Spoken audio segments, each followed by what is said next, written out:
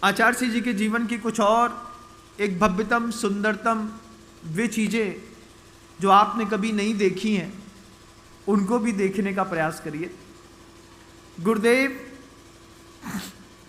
कितनी भी प्रतिकूल परिस्थिति हो कभी भी शब्दों से स्खलित नहीं होते। हमने देखा कि जब कुंडलपुर के बड़े बाबा का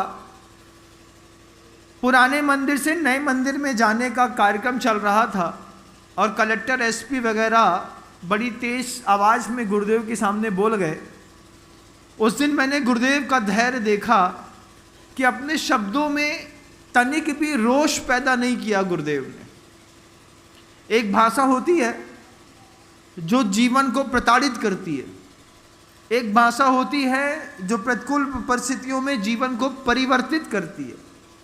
आचार्य सिंह जी की भाषा हमेशा परिवर्तित करने वाली रही। जब तात्कालिक कलेक्टर महोदय ने गुरुदेव से कहा कि बड़े बड़े संत भी जेल में जा रहे हैं, आचार्य सिंह जी के ऊपर इनडायरेक्टली उनका आक्षेप था कि अगर आपने बड़े बाबा की मूर्ति को उठा करके वहाँ रखा तो कुछ भी हो सकता है। आचार्य सिंह जी बड़े स्नेह से बोलते हैं, वो तो होनहार होती है, जो होना होता है वो हो ही जाती है, मैं क्या कर सकता हूँ। बहुत सीमित शब्दों में मुस्कुरा करके प्रतिकूलताओं में जवाब देने का कौशल गुरुदेव का देखने लायक। कभी गुरुदेव ने किसी को उग्र होकर के आज तक जवाब नहीं दिया, कभी भी उग्र नहीं हुए। आचार्य सिंह जी का वो कौशल, आचार्य सिंह जी हमेशा कहते थे कि आचार्यों के नाम बदल जाते हैं, दायित्व तो कभी नहीं बदलता। कल कोई और थे, आज हम हैं, कल कोई और होंगे।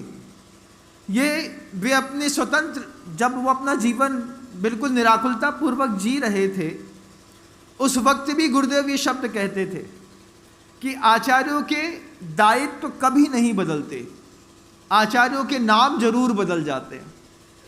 कल कुछ और था, कल दादा गुरु ज्ञान सागर जी महाराज जी का नाम था, आज मेरा है, कल किसी और का होगा। जो भी आचार्य होगा उसके दायित्व तो बने रहेंगे। दायित्व है। आचार्य कैसे होते हैं?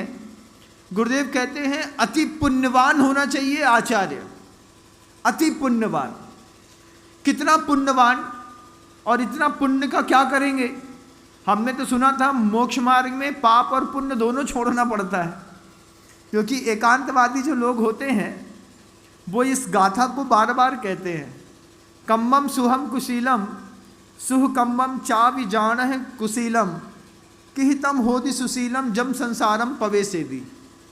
पुण्य हो या पाप, दोनों संसार में भटकाते हैं। पुण्य के कारण भी संसार में भटकन होती है और पाप के कारण भी। लेकिन आचार्य श्री जी कहते थे कि 148 कर्म प्रकृतियों में 100 प्रकृतियां पाप प्रकृतियां हैं, और 48 में से रूप रसगंध वर्ण के भेद कर दो तो 68 प्रकृतियां पुण्य प्रकृतियां होती हैं। एक महानतम आचार्य में सारी की सारी पुण्य प्रकृतियां एक साथ काम करती हैं। रूप में सौंदर्यवान होते हैं, पेट में बड़े भी होते हैं। महाराज पेट में बड़े होते हैं, हाँ, आचार्यों का पेट बड़ा बड़ा होता है। क्यों होता है महाराज? दूसरों के दोष को पचाने की क्षमता एकमात्र आचार्य परमेष्ठी के पास ही होती है।